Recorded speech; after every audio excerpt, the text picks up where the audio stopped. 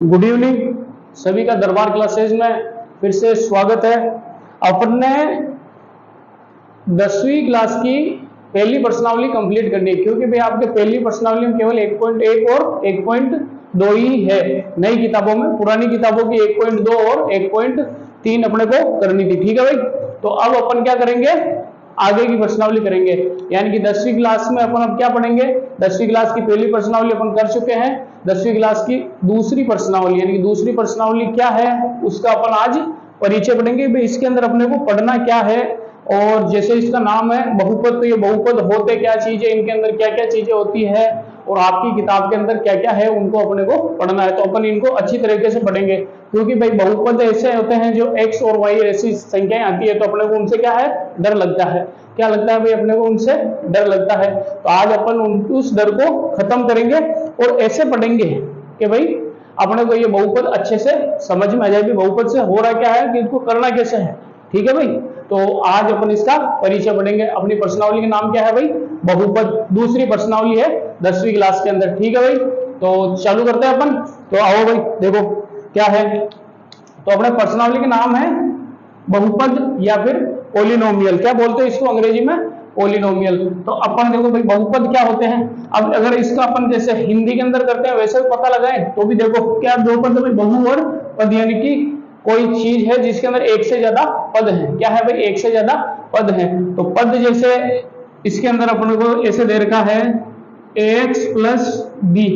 ठीक है, क्या दे रखा भाई, ax प्लस बी। तो देखो एक पद और दो पद, ठीक है, कितने पद हो गए भाई, दो पद। तो दो पदों से मिलकर बन रहा है, तो ये क्या है, एक प्रकार से बहुपद है। क्या है भाई, ये एक बहुपद है। तो अपने को भाई जहां पर एक से ज्यादा पद दे रहे हो, अब आप पद का कैसे पता लगाओ भाई, कौन सा क्या कौन सा पद है।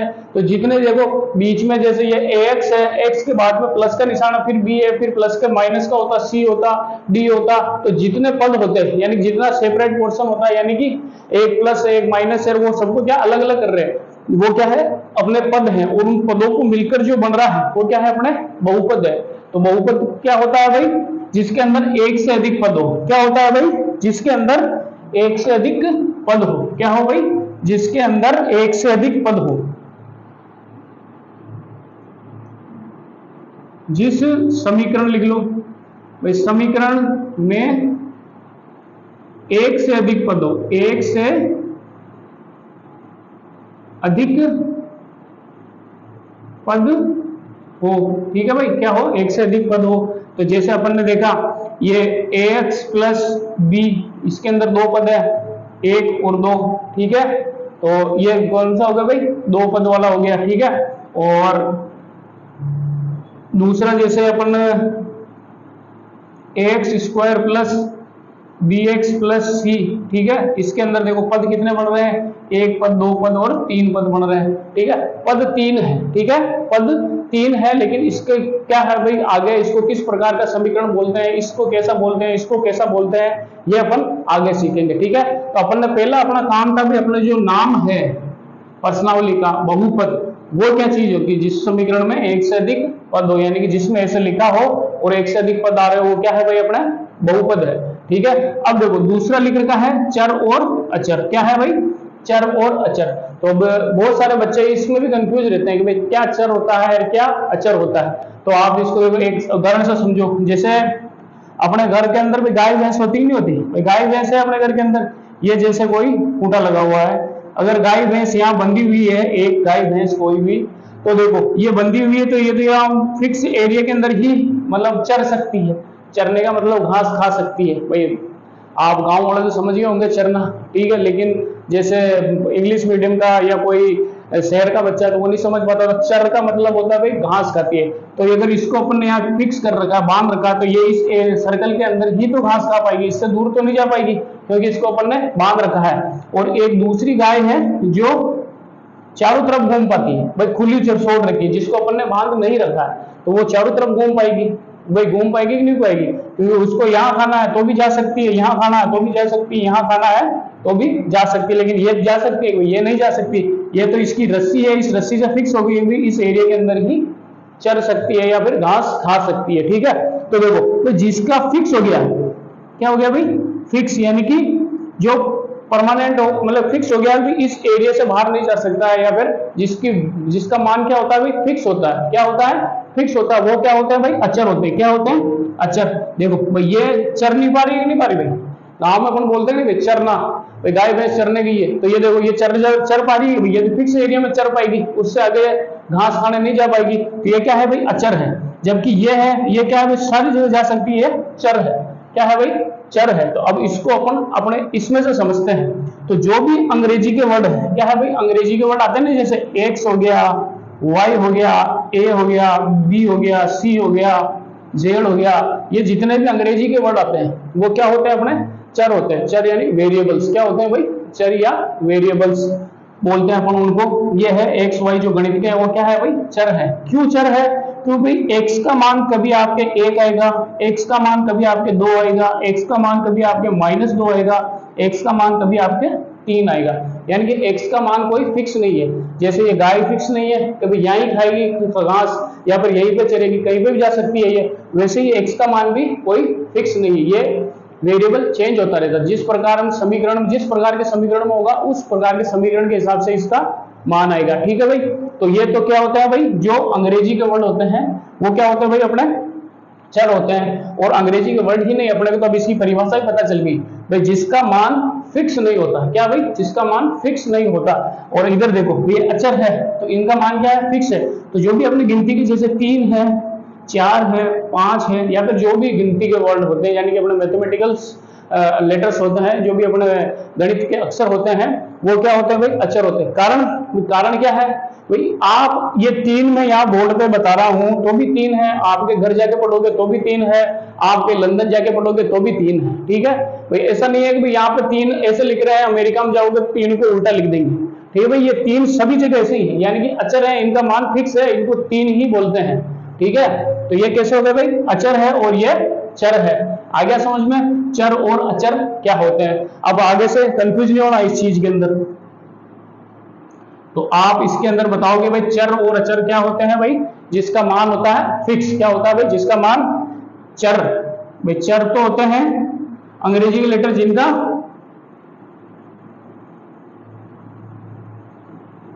मान 1 नहीं होता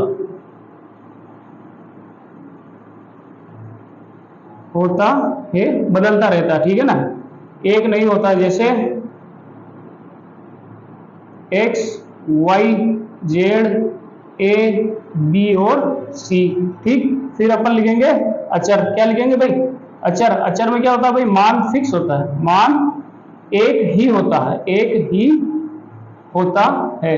भाई कहाँ होता है, तो इसके अंदर भी आप लिखोगे भाई समीकरण में होता है। कहाँ होता है भाई, समीकरण में। और ये भी कहाँ होता है भाई, समीकरण में। ठीक है ना भाई, कहाँ होता है, अपने गांव में थोड़ी होता है भाई, अपने घर में थोड़ी होता है। 3 का अपने भाई घर के अंदर 3 सदस्य हैं तो फिक्स है भाई, तो ये क्या है, इसका मान फिक्स होता है। जैसे ये 3, 4, 5, 8, 0, 1। ठीक है, तो ये क्या है भाई, फिक्स है। ठीक है, चर और अचर आपको समझ में आ गए होंगे। फिर देखो भाई क्या है, बहुपद की घात। क्या है, बहुपद की घात। तो अब देखो बहुपद अपने को समझ में आ गया, जिसमें 1 से अधिक पद हो। क्या हो भाई, जिसमें 1 से अधिक पद हो। अब उसकी घात के बारे में पता लगाना। तो देखो भाई घात क्या होती है, जैसे मैंने एक समीकरण लिखा है x + 1। क्या लिखा है भाई, x + 1। तो इसके अंदर अपने को क्या करना है, जो चर पद है अपने, क्या है भाई, जो चर पद है, यानी कि जो अंग्रेजी का वर्ड लिखा हुआ है उसके ऊपर कितनी घात लगी हुई, उसके ऊपर कितनी घात लगी हुई। और जहां पर कोई घात नहीं होती वहां क्या होता है भाई, 1 घात होती है। क्या होता है भाई, 1 घात होती है। तो अपने को जो भी समीकरण दे रखा है उसके अंदर अचर पद की अधिकतम, यानी कि कौन से, चर पद की अधिकतम घात। किसकी, चर पद की अधिकतम घात क्या होती है, उस समीकरण की या उस बहुपद की घात कहलाती है। क्या कहलाती है भाई, उस बहुपद की घात कहलाती है। तो इसके अंदर इस समीकरण की घात क्या होगी भाई, 1 होगी इसकी घात, क्योंकि भाई x की घात कितनी है, 1 है। अब देखो एक और उदाहरण देखते हैं, जैसे x² + 2x + 1।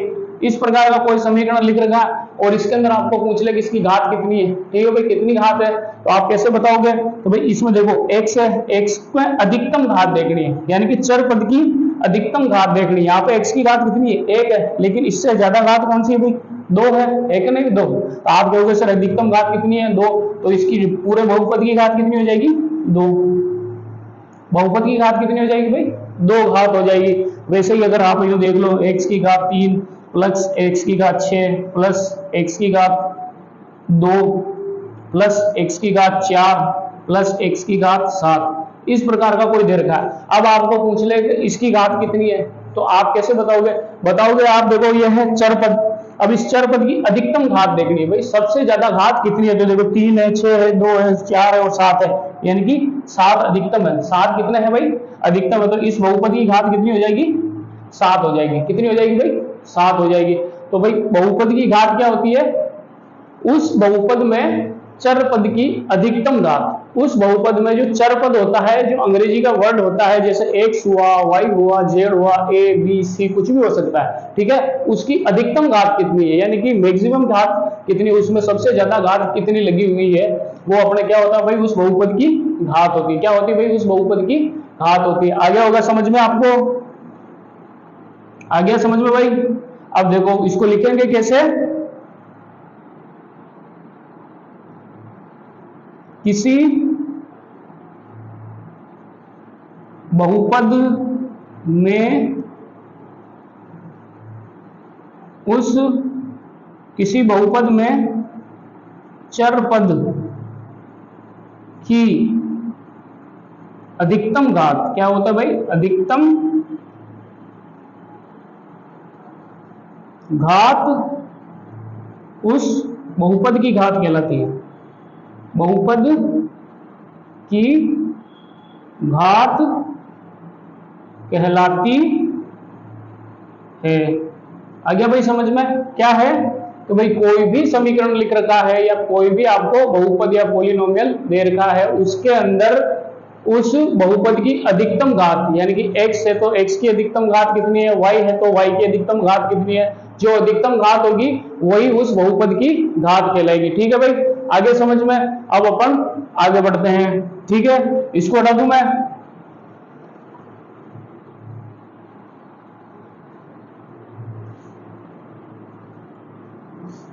इन चीजों को समझो भाई, घात और ये सब चीजें क्या होती है, ठीक है। अब पढ़ेंगे अपन रेखिक बहुपद और द्विघात बहुपद, ठीक है। तो देखो ये रेखिक बहुपद होते क्या, ठीक है भाई, रेखिक बहुपद क्या होता है, जब बहुपद की घात 1 हो, क्या बोल रहा है भाई, जब बहुपद की घात कितनी हो, 1 हो, तो उस प्रकार के बहुपद को क्या बोलते हैं अपन, रेखिक बहुपद बोलते हैं। क्या बोलते हैं, रेखिक बहुपद बोलते हैं। क्या बोलते हैं, रेखिक बहुपद बोलते हैं। तो आप बताओगे सर इसका एक कोई उदाहरण, तो देखो भाई इसका उदाहरण जैसे 2x + 1 = 0 ऐसे कोई लिखा हुआ है, ठीक है, 2x + 1 लिखा हुआ है, 0 लिखा हुआ नहीं लिखा हुआ, ये लिखा हुआ है, ये लिखा हुआ जैसे 3x + 4 या फिर 5x + 6, इस प्रकार के कोई भी बहुपद लिखे हुए हैं, उसके अंदर देखो x की घात कितनी है, 1 है, यहाँ पे भी x की घात कितनी 1 है, यहाँ पे भी x की घात कितनी 1 है, यानी कि x की घात कितनी आ रही है अपने 1। तो इन सब बहुपदों के अंदर x की अधिकतम घात कितनी है, 1 है कि नहीं है।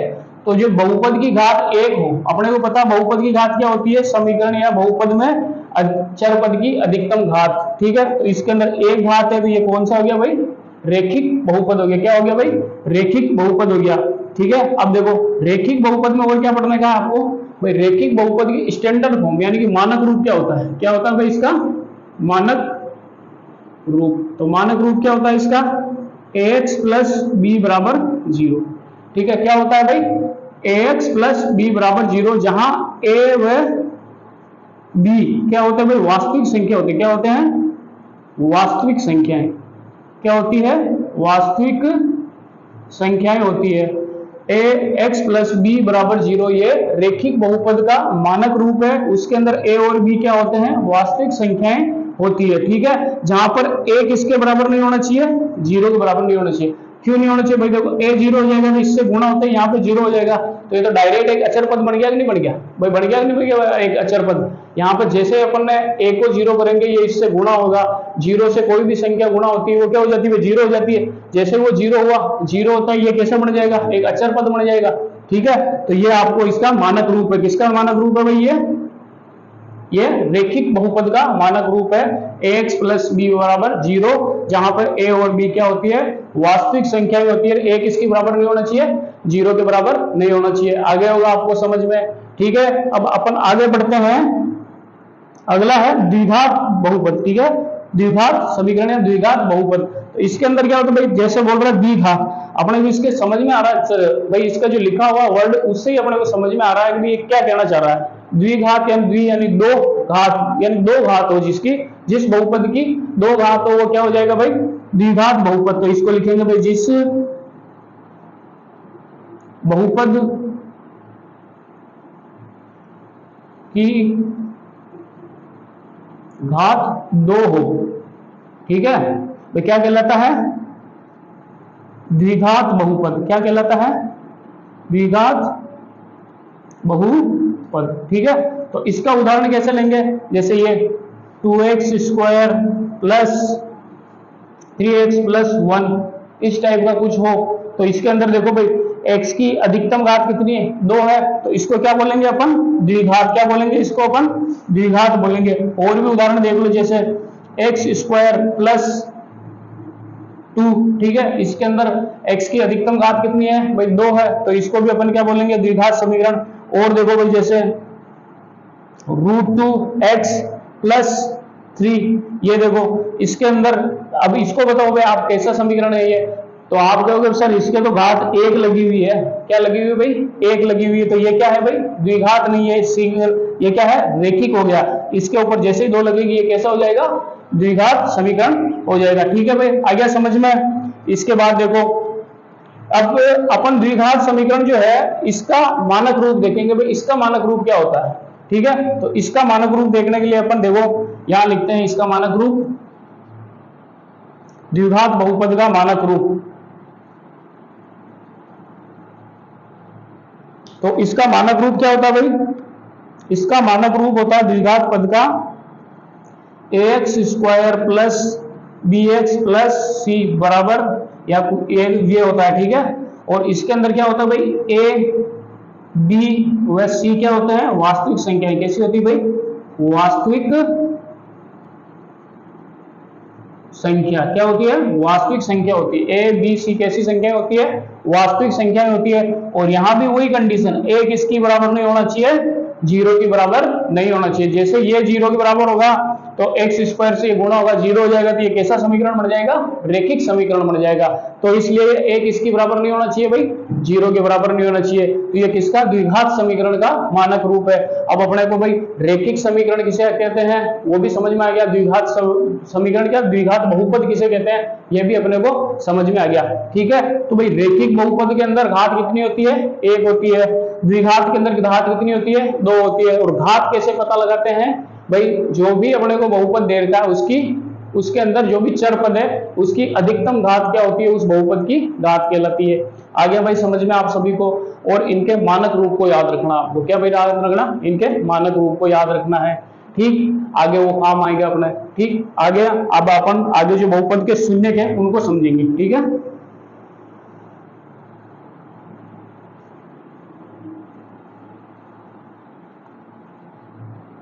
बहुपद के शून्यकों को अपन समझेंगे। ठीक है भाई, इधर देखो, बहुपद के शून्यक। ठीक, अब ये बहुपद के शून्य क्या होते हैं, जैसे कोई एक समीकरण दे रखा है अपने को, ax प्लस बी बराबर ax प्लस बी दे रखा। ठीक है, अब इसके अंदर आपको पूछेंगे x का क्या मान है, x का क्या मान रखें इस समीकरण के अंदर कि ये समीकरण किसके बराबर हो जाए, 0 के, बहुपद किसके बराबर हो जाए, 0 के बराबर हो जाए। किसके बराबर हो जाए भाई, 0 के बराबर हो जाए। x का क्या मान रखने पर ये जो है 0 के बराबर हो जाए। तो आप बोलोगे सर x का मान निकालो, तो कैसे मान निकालेंगे भाई, ये ax प्लस b बराबर 0, अपने को 0 करना है तो x का मान निकाल लें। तो ये देखो b किस में है, प्लस में, तो इधर जाएगा किस में चला जाएगा, माइनस में। तो ये क्या हो जाएगा, ax बराबर माइनस बी। ठीक है, ये इधर गया माइनस बी हो गया। अब ये देखो ये किस में है, गुणा में है, तो देखो ये a गुणा x बराबर माइनस बी है। अब ये गुणा में, तो इधर जाएगा किसमें, भाग में, तो x बराबर माइनस बी बटे ए। ठीक है, तो x का क्या मान रखेंगे अपन, माइनस बी बटे ए रखेंगे, तो ये क्या हो जाएगा, 0 के बराबर हो जाएगा। तो जो x का मान अपन रखते हैं इस समीकरण, अपन जो अपना बहुपद होता है उसके अंदर x का कोई मान जो अपन रखने पर ये किसके बराबर हो जाए, 0 के बराबर हो जाए। किसके बराबर हो जाए भाई, समीकरण 0 के बराबर हो जाए तो उसको क्या बोलते हैं, x के उस मान को क्या बोलते हैं अपन, शून्य को बोलते हैं। क्या बोलते हैं, शून्य को बोलते हैं। अब बताओ, आप बोलोगे सर ये x का मान रख के बताओ, तो देखो भाई इसके अंदर रखेंगे a है, x की जगह पे क्या रखेंगे, माइनस बी बटे a, ठीक है, और प्लस का b। अब ये किसके बराबर आता है ये अपने को पता लगाना। तो ये देखो ये है a माइनस बी, यानी कि ये गुणा में है क्या नहीं भाई, और नीचे की साइड में a, ठीक है, ये गुणा के अंदर क्या है, ये a से लिखते हैं इसको, a गुणा माइनस बी बटे a। तो ये देखो a से a कट गया, ठीक है। अब क्या बचा, माइनस बी, और इधर की साइड में प्लस बी। तो माइनस बी प्लस बी अपन जानते हैं, प्लस माइनस माइनस क्या हो जाता है भाई, 0। आया कि नहीं आया 0, आया कि नहीं आया 0। तो आपको x का वो मान पता लगाना रहता है जिससे उस समीकरण या उस बहुपद में रखने पर वो 0 के बराबर आ जाए। और वो x का मान अगर 0 के बराबर आ रहा तो जो मान रखा अपन ने वो क्या होता है, उस समीकरण का शून्य कहलाता है। क्या कहलाता है, उसका शून्य कहलाता है। तो अब देखो ये अपन ने क्या लिखा था भाई, ax प्लस बी। आप कहोगे सर ये रेखिक बहुपद का मानक रूप है। क्या है भाई, रेखिक बहुपद का मानक रूप है। तो जो भी रेखिक बहुपद होता है ये भाई किसका रूप है, रेखिक बहुपद का, रेखिक बहुपद का मानक रूप है, ठीक है। तो रेखिक बहुपद का शून्य क्या होता है भाई, एक ही शून्य होता है। जो भी रेखिक बहुपद है उसका शून्य कितना होता है, एक होता है, ठीक है। तो उसका एक शून्य क्या होता है भाई, x बराबर माइनस बी बटे ए, ठीक है। अब आप कहोगे सर इसको बताओ कैसे, तो जैसे एक रेखिक समीकरण दे दिया आपको 2x प्लस 3, अब इसके अंदर आपको बताओगे इसका शून्य क्या होगा, तो कैसे पता लगाओगे, x का मान अपने को पता है भाई रेखिक बहुपद में एक ही शून्य होता है, यानी कि x बराबर क्या होता है, माइनस बी बटे ए। तो अपने को पता है जो x का गुणांक है वो तो क्या है, a, ठीक है, और ये क्या है, अचर गुणांक b, ठीक है। तो क्या है, माइनस बी बटे ए। तो उत्तर कितना हो जाएगा इसका, माइनस क्या हो जाएगा, माइनस के 3 बटे ए यानी कि 2। ये इसका क्या हो जाएगा, एक शून्य हो जाएगा। क्या हो जाएगा, इसका एक शून्य हो जाएगा। अगर आपको यूं नहीं आए तो क्या करना है, डायरेक्ट इसको 2x प्लस 3 बराबर 0 लिखोगे। अब इसको इधर लेके जाओगे क्या हो जाएगा, 2x बराबर माइनस के 3, ठीक है। अब ये गुणा में है तो x बराबर माइनस 3 बटे 2, ठीक। लेकिन अपन ने जो मानक रूप था उसी को सोल्व करके अपन ने x का मान निकाला था। तो x कितना रखे, माइनस बी बटे 1 रखे, तो ये क्या हो जाता है, 0 के बराबर हो जाता है। तो x का माइनस बी बटे 1 क्या है, इसका एक शून्य है। तो अपन ने भाई रेखिक बहुपद का एक शून्य क्या होता है, माइनस बी बटे ए होता है। आ गया समझ में, भाई शून्य क्या है वो आपको समझ में आना चाहिए कि किसी भी समीकरण या बहुपद के अंदर x या y की फॉर्म में जो भी दे रखा है उसका वो मान जो उस समीकरण में रखने को वो समीकरण किसके बराबर हो जाए, 0 के बराबर हो जाए, ठीक है। एक ये हो गया। अब उसके बाद में देखो शून्य का क्या समझ में। अब शून्य निकालने के लिए आपके किताब के अंदर एक ग्राफ विधि दे रखी, क्या दे रखी है भाई, ग्राफ विधि दे रखी, वो समझेंगे। उसके बाद में अपन अपनी प्रश्नावली करेंगे, ठीक है। और अगर आपको लगता है कि सर कुछ छूट रहा है तो आप एक बार मेरे को बताना, ठीक है। बाकी आपके किताब में जो है वो मैं आपको बता चुका हूं, ठीक भाई। आगे समझ में।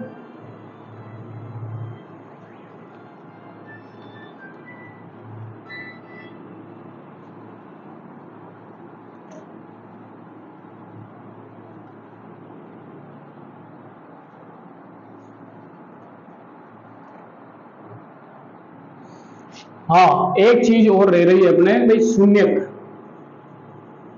अब आपको मैंने एक घात था तो कौन सा समीकरण था भाई, आप मेरे को बताओ। जिस बहुपद में घात एक कैसा समीकरण, रेखिक बहुपद, ठीक है, रेखिक बहुपद, ठीक। अब आप बताओ भाई बहुपद जिसमें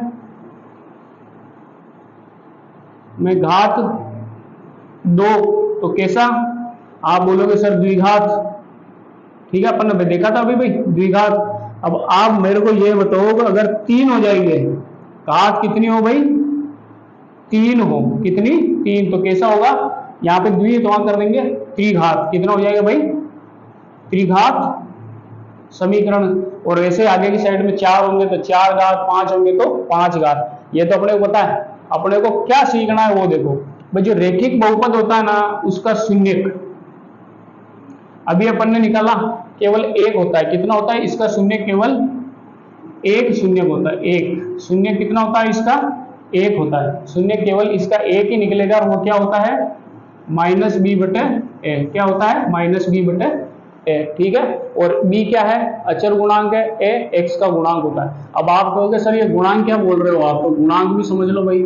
गुणांक क्या होता है? जैसे x square plus 2y plus 3z, क्या लिखा है? 3z और यहाँ पे 6 लिखे हुए। तो गुणांक क्या होते हैं? जो भी चर पद हैं उनके अलावा जो भी चीज अपने को पूछ ले भाई एक्स स्क्वायर का गुणांक क्या है? क्या पूछ ले भाई? एक्स स्क्वायर का गुणांक क्या है? तो इस पद के अंदर एक्स स्क्वायर को छोड़ के जो भी चीज लिखी हुई है वो क्या है? सब एक्स स्क्वायर का गुणांक है।